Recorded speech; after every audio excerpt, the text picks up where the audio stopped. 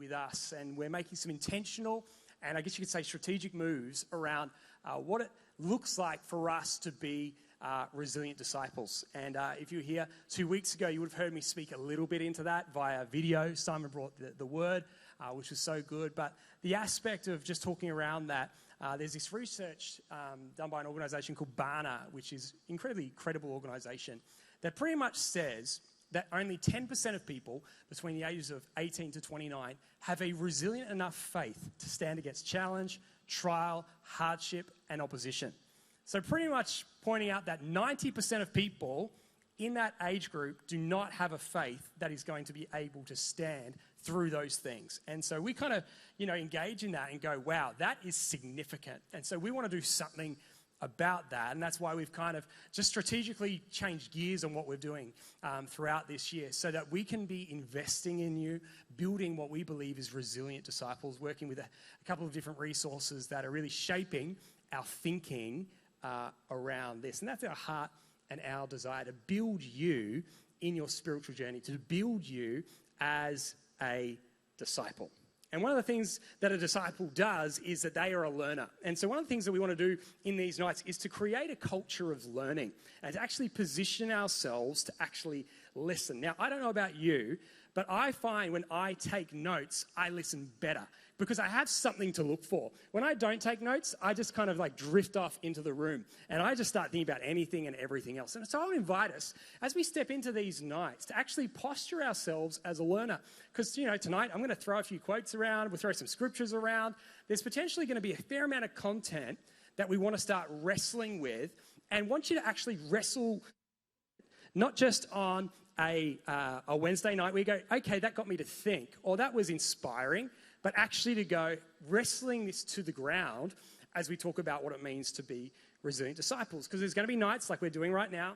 There's going to be extended worship, a bit of word. But we're also going to be nights where you're just going to be in your groups and you're going to be wrestling with some of these concepts, these ideas, and actually talking about it in your small groups. And so that's what we're going to be doing a lot next week. So just want to posture, that spirit of a learner. We come to learn. We're eager to hear from God, but we're also going to write down what he's saying. So don't just write down what you hear, whatever the preacher says, but actually go, what is God saying through whoever's speaking or whoever's leading my life group to me throughout this time. So, let's take on that posture of a learner.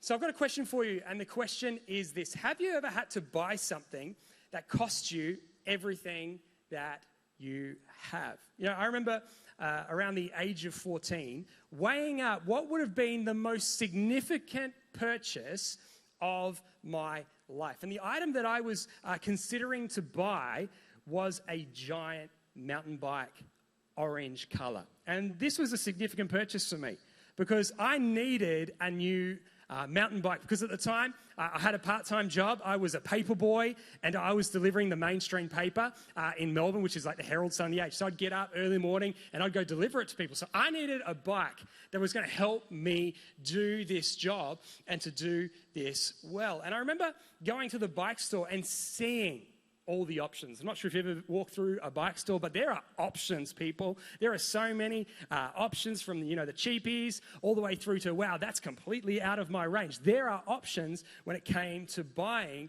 this bike. And I found this orange giant mountain bike because it had everything that I wanted. It had everything that I needed, but it came with a significant cost. Now, as a 14-year-old, you're not really rolling in it. Like, you're not pulling in the cash. You're not pulling in the six-figure salaries like Ash is here at church or things like that. You're not killing it, like, in the salary game.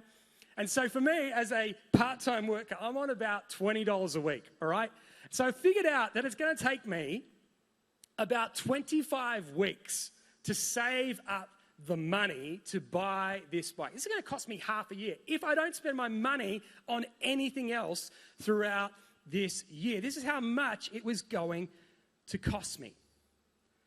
But I was prepared to pay the price because of what I would get in return. And you know what? From the moment of 14, the costs have only gone up. The costs have only got more excessive as I've continued to age and mature. throughout my journey. You know, some of the other costs that I've had in my lifetime: cars, holidays, date nights, presents for everyone's birthdays that you know, hex debt, engagement ring when I got to that stage in my life. Thank you, Laura, for picking an expensive one, and praise the Lord, it was 70% off. Fuel, like more than ever. Like when I got my first car, I had $20 a week for fuel. $20 a week now, that literally only get me down Milne Road, and then I have to pull over. I'm out of fuel because it's so expensive right now. Household appliances, technology, school fees has entered my life 2 years ago. Now I've even bought a home 8 years ago. The list goes on to some of the expenses in my life, all varying in cost. And that's because not everything in life is free. Owning possessions, certain experiences will cost us something. And you know what? It's the same with God. It costs us nothing to believe in him, but it will cost you everything to be his disciple. And tonight, in the time that I have with you, I want to explore the cost that comes with being a disciple. So we're going to sit in Mark chapter 8. If you've got your Bibles, flick to that part of your phone. We'd love you to follow along with me. And, you know, just buckle up your seatbelts. You know, this conversation could be potentially uncomfortable, but go on the ride with us, because what we're trying to do is call us closer to Jesus throughout the word tonight. Mark chapter 8, verse 34 to 35. I'm going to read in the NIV version. And this is what it says. Then he called to the crowd along with his disciples and said, "Whoever wants to be my disciple must deny themselves, take up their cross, and follow me. For whoever wants to save their life will lose it. But whoever loses their life for me and for the gospel will save it." So notice some of the words that Jesus is using here. I want you to highlight or underline the word must. Even write that in your word. Must deny themselves. Note there's not other phrases in there like you could deny yourself, or it would be a good idea to deny yourself. No, Jesus emphasizes the word must, indicating you cannot be half-hearted to be known as a disciple. You can't just go along for the ride. You can't treat your spiritual journey like Jesus is the tour guide showing you around. But actually, he's calling you into more than that. He's calling you not to go along for the ride. He's calling you to lay down your life to be a disciple. It's a significant cost to pay that looks different for everyone. And this phrase, this call, deny yourself, wasn't just rolled out once to a crowd because Jesus was having a bad day, going, gee, this crowd that's with me is really annoying me. No. He sets the bar. He sets the standard for, hey, you want to follow me? You want to be my disciple? It's going to come at a cost. This is what I expect from you if you're going to follow in my ways. So let's think back to the first four. We chatted about this 2 weeks ago, Matthew 4, 18 to 20. Think about the first four. When they get this call from Jesus, they're minding their own business on the seaside. Jesus comes along, interrupts, I guess, the conversation and calls them to something more, calls them to be a disciple. And there's a cost that comes with this call. The cost for them was their job, their income, their dreams, their desires, their safety, and their security. And you know what? God might ask the same for you. He might not ask for the lot like he asked for the four, but he might ask for one of those areas. He might ask for two to be known as his disciple. You know, when we hear some of these things, it can be deeply challenging to us, where we need to ask the question, do we actually want to pay the cost? To go all in on Jesus, to go all in on who he is, what he's about, and what he expects from us. Because when it comes to paying this type of cost, sometimes it's not a bill we want to pay. Sometimes this cost, we don't want to pay it because it impedes our lifestyle, our needs, our desires, our priorities, our wants, our relationship, our career, our finances, maybe even our time. And the danger for us is that we can make Jesus fit into a box that works for us. We can take his word. We can take his expectations. We can take his commands and customize them in such a way that works for us.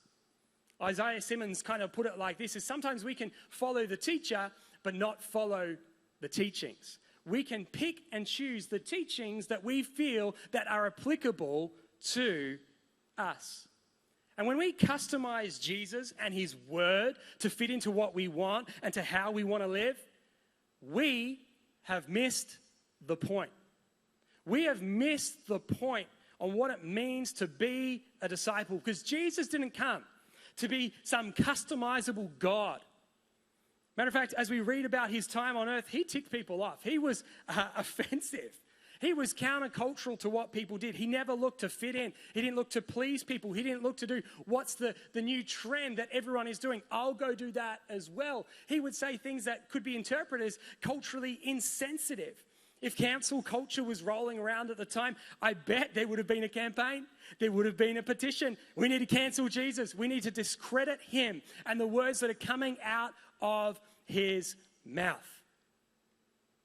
But you know what Jesus did come to do? He came to revolutionize people. He came to change people from the inside out. He came to challenge how we live, how we behave, what we believe. Came to challenge our culture in how we operate. He came to challenge our friends, our families, even our churches. Maybe even our own young adults community. He would come and challenge us in the ways that we would live, because he's in the business of transformation.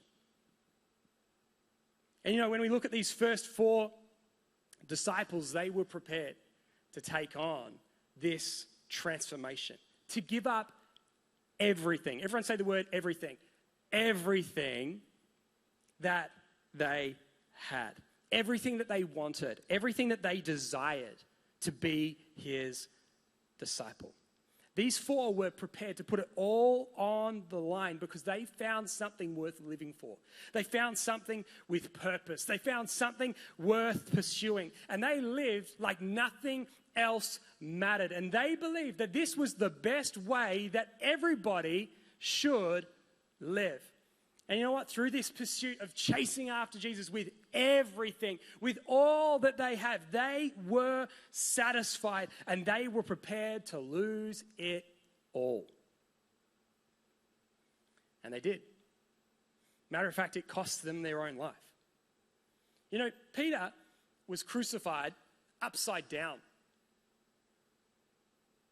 Andrew was also crucified in Greece. James was beheaded. John was exiled. And even though this all happened to them, they were prepared to pay the price. They were prepared to live this life that Jesus was calling them into, because they had their eyes not just on the here and now of what was in front of them going, oh, look, there's another fish. But they actually had their eyes set on eternity. They had their eyes set on what is the bigger picture that's up for grabs, not just what's up for grabs on my device right now. They had their eyes on eternity. So it's worth asking the question, are we prepared to pay the price? To live the life Jesus calls his disciples to live? Now, we might not end up getting killed. We might not end up getting crucified down in Hindley Street for our faith. But we may experience other things. We might be called to leave certain things behind. Maybe our profession, our possessions, our dreams, our safety, and our security, to do what God is asking for us to do. So are we prepared to pay the cost? Because here's what I know. Anything of worth, anything of value will cost us something. Nothing is free. I love what Billy Graham said. He put it like this: salvation is free, but discipleship will cost you everything you have. It's going to cost us to be his disciple. And as a 17-year-old, I was prepared to pay that price. You know, at the age of 14, I said yes to Jesus, but between 14 and 17, my relationship with Jesus, I would describe as fire insurance, you know, youth on Friday, yep, hands in the air, sing a few songs, did that on Sunday too, but the rest of the week, do whatever you want. And then Friday and Sundays was like just repentance, Jesus, I'm sorry. Party rolls around Saturday, not so sorry, this is great, what's going on right now? Sunday, sorry again. Like, it was just fire insurance for me. That was what my life was like. And remember, at the age of 17, being at a conference and saying, you know what? I'm actually prepared to pay the cost. I've tried so many things that the world has tried to offer and constantly come up short. I've come up feeling dry. I've come up feeling empty. I've been coming up feeling unfulfilled. And when I decided, you know what? I'm going to go all in on Jesus, on who he is, on what he is about. I found fulfillment. I found a reason to live. I found a purpose to believe in. I found a life that I wanted others to live as well. And I would go anywhere and do anything so that other people could experience the life that I was living. And because of that, I was prepared to pay the price. Yet the danger for us is that we're prepared to pay some, just not all. And you know what? The danger of our culture is to gravitate towards comfort and convenience in our life and in our spiritual journey. And when we do that, we miss the life that we've all been called to live. Yet Jesus gives us this warning in Matthew 7, verses 13 to 14. He says this, enter through the narrow gate, for wide is the gate and broad is the road that leads to destruction, and many enter through it. But small is the gate and narrow the road that leads to life, and only a few find it.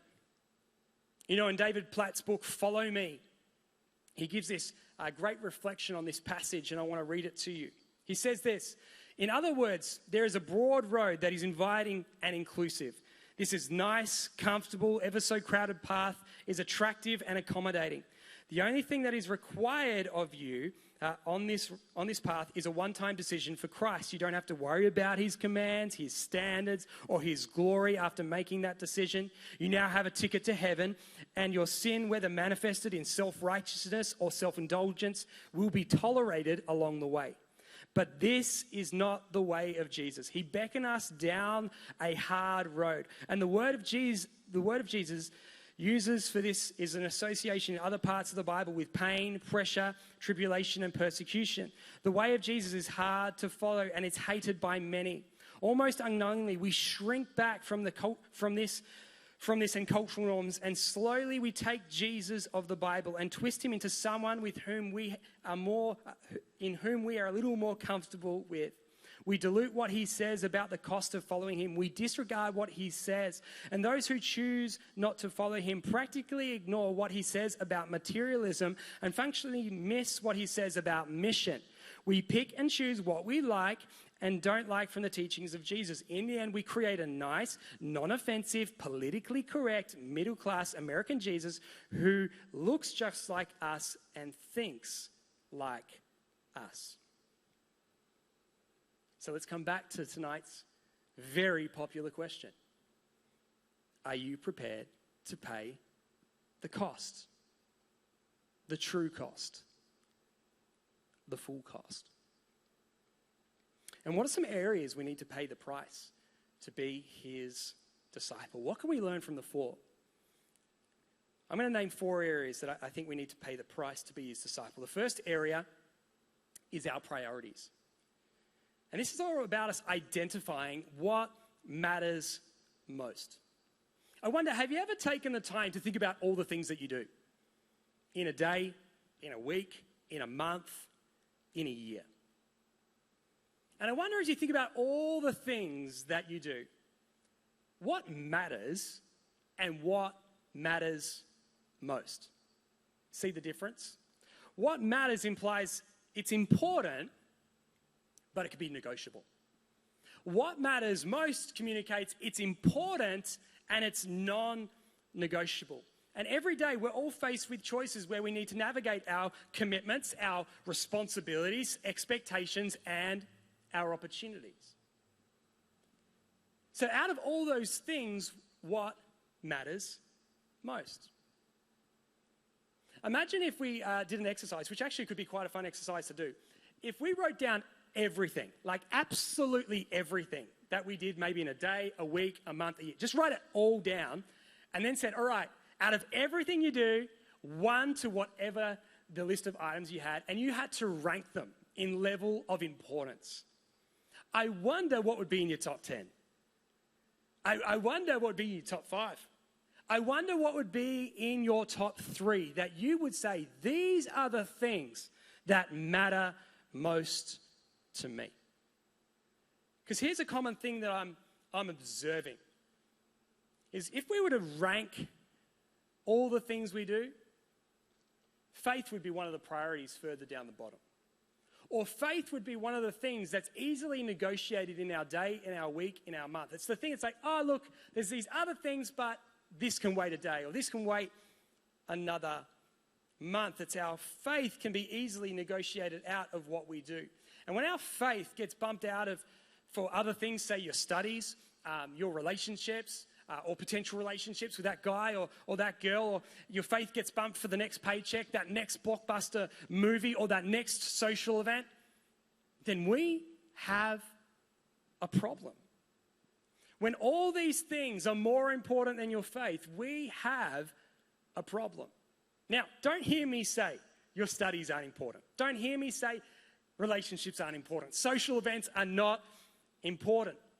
But not at the expense of your relationship with Jesus. And if these things are costing your relationship with Jesus, maybe you need to ask the question, what matters most? And maybe you need to review your priorities.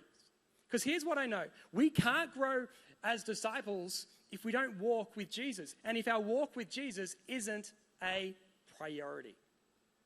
Think about the 4 disciples. Go back to Matthew 4:19-20. Jesus turns up, interrupts what they're doing. And because their connection with Jesus was such a priority, they dropped everything. Would we do the same? If Jesus turned up in this space, would we drop everything to meet with him, to worship him, to be part of his community, to spend time in his word, to listen to his voice?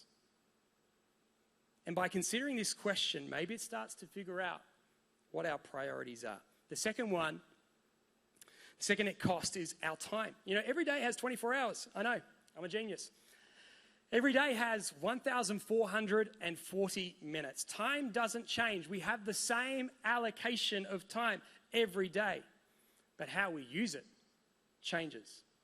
So how do you use your day? How do you use your time? And one of the things I hear and observe from people is that we're really time poor. We're in a hurry. We're focused on getting stuff done quickly. It's about speed. It's about efficiency. It's about moving on to the next things. And one of the reasons why we operate like that is the culture that we are in functions like that. And the outworking of this culture can then be projected into our spiritual journey, where spending time with God is about speed and efficiency. It's about getting it done and ticking it off like a to-do list item like we'd have at work or an assessment that we have at uni. We just need to get it done. We need to tick over, and we give it minimum time if it doesn't need a lot of time, and then we swipe over to the next thing on our phone. Sometimes we give Jesus maybe a few minutes. Say, Jesus, want to speak to me? And then you go, okay, quiet. Okay, it's a quiet day with JC. He doesn't want to talk to me today. I'm going to move on to my next thing. But you know, when it comes to discipleship, we can't fast track it. We can't just supersonic speed through to where we want to be. We need to give him the time to shape us, to mold us into the people that he wants us to be. And to be shaped and molded, you need to spend time with him. You can't be molded into the image of someone else if you don't spend time with them. And here's what I know. We all have more time than what we think. It's just about how you use your time. And maybe we need to review how much time we spend on our phone. It's one of the worst moments of my week when my screen update on my iPhone pops up. You are up 15%. I'm like, gee, what did I do this week? maybe we need to review, not to be your dad here, but like when you go to bed and when you wake up in the morning, you're thinking, great, I came to a young adults tonight and Dubsy's now telling me when I need to go to bed. You're like, wow, this is living. But I think when I was a young adult, if I had nothing on the next day, there's no alarm set. And my day started like at 11 or 12. Like I am not, rising from my slumber. I am in deep sleep. But then when I was in my early 20s, I went to bed at 2, 3 in the morning when I lived with the lads. 2 a.m., 3 a.m. was a common bedtime because we're too busy playing Mario Kart on every level, every night. I got good at it. Until you get the Nintendo 64, the old school version, and there's like the rainbow level at the end. Like, does anyone remember that? And you just like, it takes you into a trance and you're like, whoa, I'm not doing this anymore. So maybe you need to review when you go to bed, when you wake up in the morning. Maybe you need to review how you manage your commitments and your priorities. Again, think about these disciples. They gave all of their time, their whole day. They were prepared to give Jesus everything, to be led by him, to be guided by him, and to be interrupted by him. Thirdly, our skills and our abilities. Our gifts and talents that Jesus has given us is actually to be used, not for our own glory, but for his, for the extension of his kingdom. Louis Giglio says this, who's a pastor of Passion City Church in Atlanta. He says this, God has uniquely gifted us. Among us are all incredible business people, artists, athletes, scientists, mums, dads, chefs, accountants. The list is endless. There is something specific in each of us that makes us come alive. So whatever we do or wherever we go, we find that God is inviting us to leverage our passions for one greater purpose. God wants to use you. He wants to use your gifts, your talents for his purposes. He wants to use you to extend his kingdom. So how will we use what God has entrusted to us to extend his kingdom? Think about the first four. Keep flipping back to them. He used a group of fishermen to stop fishing for fish and to fish for people. Go catch people. Our gift is not for our benefit, but for his benefit. The fourth one, which is going to be potentially a fun one, is our money. Finances are always a bit of a funny conversation, so let's just embrace the chat together.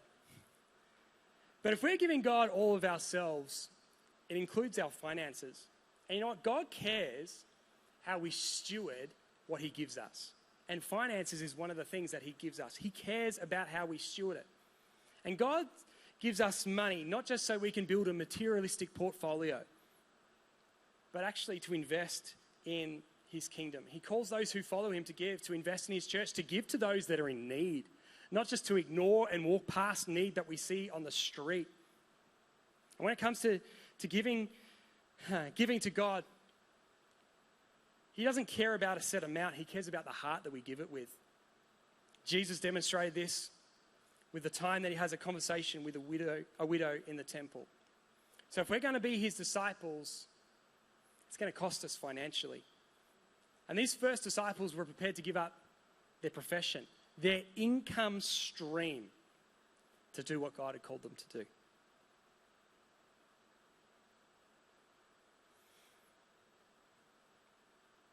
So if we're going to step out and to take the cost, we need to look at how we manage our priorities, how we use our time, how do we steward our gifts and talents, but also how do we sacrifice our finances.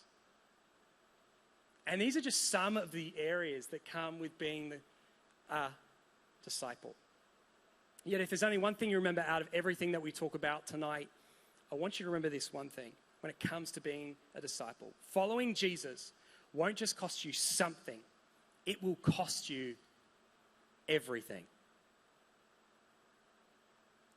And when I look back throughout my life, I think about times as a disciple where Jesus has asked me to pay the price, to put it all on the line. One of those times was when I was 18 years of age, finished school and first year out. And I remember it being January 2006. And I felt like God spoke to me about giving a day to the youth ministry that I was part of, Give a Day to at the church that I was attending.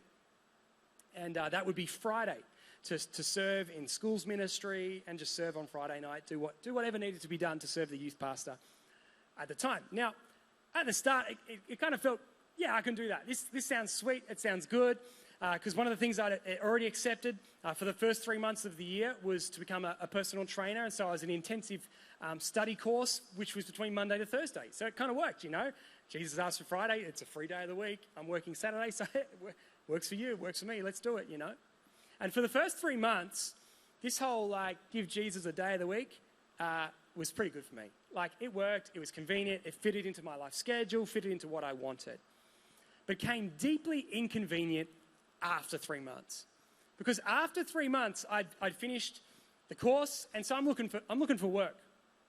I'm putting my name out there, and I'm getting my CV out, and I start having interviews with different gyms, and you sit down, they talk about your qualifications, all these things, and at the end of the interview they push across a bit of paper that has your availability, and you tick pretty much every day of the week except Friday and Sunday. And I was like, because Friday right now is a non-negotiable for me. This is the day I'm giving God. A few days later, you get phone calls from gyms. We loved you. It was great to connect with you. You're in our top 3, but because you won't work Fridays, we're not going to offer you a job. All the best. And you know what? Between April to September that year, I heard that 25 times. Over and over and over again. Hey, we liked you. You're in our top 3. If you'd work Fridays, we'd give you the job. But if it's a non-negotiable, then you won't get the job.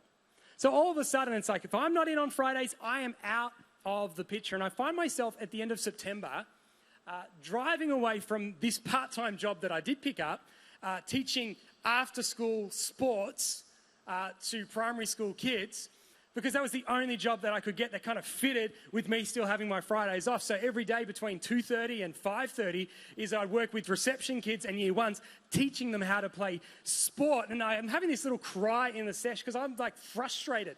Like, this is not what I want to do. You know, I've got reception kids that are like upset that they just got hit by a ball in dodgeball. Like, they're having an emotional breakdown. And I'm thinking to myself, it's okay. You lost. Like, it's okay. Like, move on with your life. There's going to be another game.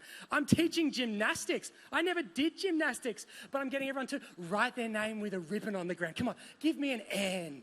Give me an A. Come on. Oh, you're doing so well. And I'm going, God, this is not what I'm on the planet to do. Like, what's going on? I did the course. I did the thing that I felt that you asked me to do, go do personal training. I'm going and I'm serving you every Friday from 6:30 in the morning till 11 a.m. I'm doing what you asked me to do. And it's not working for me. This is not what I signed up for. Wasn't the whole idea of me doing personal training was open up doors so I could serve you more? I was angry. I was upset. I was frustrated with God. You know, we're talking April to September. This is not working. Roll into October. And I just kept applying for jobs. So job interview number 26. And they call me in. You have the interview, and then gets to that magical time. Availability time. So I fill it all in. Once again, I put a big cross next to Friday. Pass it back over to the gym manager. The gym manager looks at it, and she goes, "Can you tell me why you're not available on Friday?" And I was like, here we go again, Friday chat. I said, look, I'm not available on Fridays because I feel really led to give a day a week to my church. And I serve in local schools. First thing in the morning, we do free breakfast for kids that don't get breakfast at home. And then we do mentoring programs with boys that are at risk and help them with just everyday life skills. Then at lunchtime, we go to another school, we hang out, we build more relationships with kids that we've done other mentoring programs with. And then we do seminars that address felt needs in the area. And I said, that's what I do on Fridays. And for the rest of this year, I feel like that's something that I'm going to keep doing. So yeah, that's what I do on Fridays. She goes, okay. Finishes the interview. Walk out. You know what I'm thinking? Like, first time you're walking back out to the car, you know what's about to come. This is rejection 101 again. A few days later, I get a phone call, and she goes, I just want to say, firstly, I so admire what you do in the community. I'm not a Christian, but I want to make you an offer. And she says, here's the offer. You don't have to work here on Fridays. I want to give you the job. But I want you to come in for a little bit on Saturday morning, and I want to pay for you to do what you're doing on Fridays. Because I think what you're doing is pretty admirable, and we'll pay for you to do that. Like, I could have dropped the phone. Like I'm in shock. Like someone I don't even know, someone that has no interest in faith, wants to pay for me to go work at church, to go do stuff in schools. And it went beyond just Friday. Ended up, another schools program popped up. I went up to my gym manager and said, hey, there's other opportunity on a Wednesday. Can I go do that too? So then she would give me a 3-hour lunch break on Wednesday to then go to the school half an hour away, do the program with a handful of people, jump back in my car and go back to the gym. You know, I was angry and I was upset at God between April and September, but what came in October, I never thought could ever happen. It is one of the most unreal experiences I've ever had in my life. But it was because I was prepared to not negotiate the cost, to follow through on what God was asking for me to do at that time, to be a disciple. We'll get the band to come. And this is probably one of many moments for me where God has really challenged me, will I pay the price? Because not too long into starting at the gym, I was put in another position where I was faced with the question, will I pay the price? A friend of mine that I was working with there, we were talking about, do we start a small business on the side? And he was saying, hey, Dubsy, how about as we start this business, we just fudge the numbers early on so we can just weave our way through some tax cuts. And I said, I can't do that. Because the Jesus that I follow calls me to a life of character and integrity, and I'm not going to openly lie about financial records. So based on that, and him wanting to do that, and me going, I'm not prepared to do that, because I believe in the life of integrity that Jesus calls his disciples to, then I'm out. There was a moment where I was pursuing this relationship with this 20-year-old girl who was at our gym. She was one of the members. We'd hang out heaps. There was great connection, great chemistry. It seemed pretty mutual. We're pretty keen on each other. But there was this one thing that became the deal breaker. She wasn't a person of faith. And the Jesus that we follow calls us not to be unequally yoked with people. And you know what? Christians interpret that as like, oh, Christian, non-Christian, don't hook up with them, all good. But actually, we can be unequally yoked with Christians. You can have one Christian and one Christian that want different things. You can be unequally yoked. You need to want the same thing. And because we didn't want the same thing with this other girl, it was a deal breaker, because that is not the life that I'm called to as a disciple. There was this moment in worship on a Sunday night, and I'm a personal trainer. I just started as a youth pastor at the church in Melbourne, doing 2 full-time jobs, one of the dumbest things I've ever done in my life. And I feel like God says to me in worship, quit your job. And I was like, which one? Because I was pretty open to the youth pastor one. I enjoyed the PT stuff, the youth pastor stuff. I don't know if it was my thing, you know. But I felt like God said, you got to leave the gym. So based on that, walked into my boss's office and said, I'm resigning. There was a moment in India where I felt like the Lord challenged me to lay down my life, my personal security. I did a trip by myself for 4 weeks, and we're out in this regional part of southern India, and on the Wednesday afternoon, the director comes into me and says, hey, do you want to go to this village 3 hours away where only a few days ago the Christians of the village were publicly beaten? Do you want to go with us? We're going to go back with those people that were beaten. We'll go preach the gospel there. You know, you kind of think to yourself, you're weighing up your life options. but feeling this call to go. So you get on the phone and ring my parents. Say, hey, I just want to let you know what I'm doing tonight. I'm going to a village, and like it's high risk, and they've got a reputation for physical harm against Christians. But I just thought I'd ring you and let you know. And I remember my mum going, if that's what you feel like you got to do, then go do it.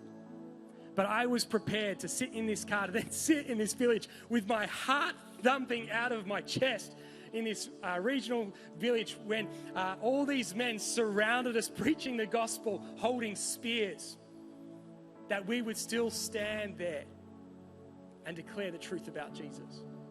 And that we would actually go marching into the people that actually beat up our brothers and sisters in Christ.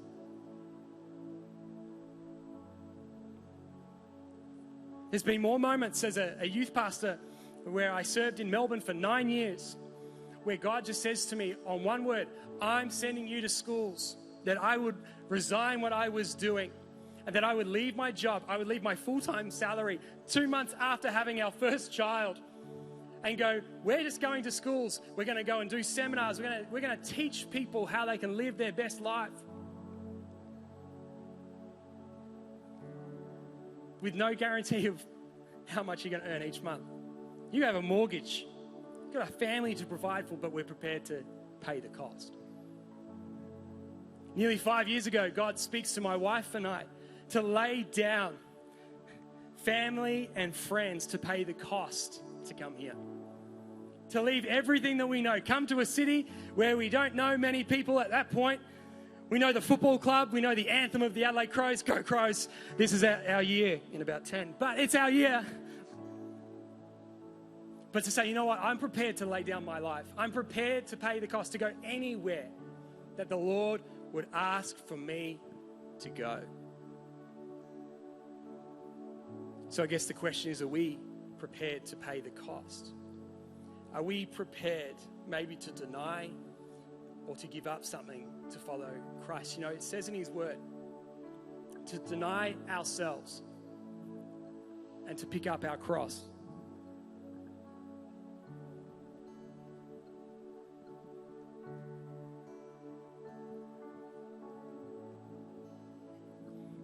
And to follow him. I wonder, what do you need to deny? What do you need to give up to be a disciple? What might be blocking you from being a disciple? What's the thing that maybe he wants to call you into to leave behind?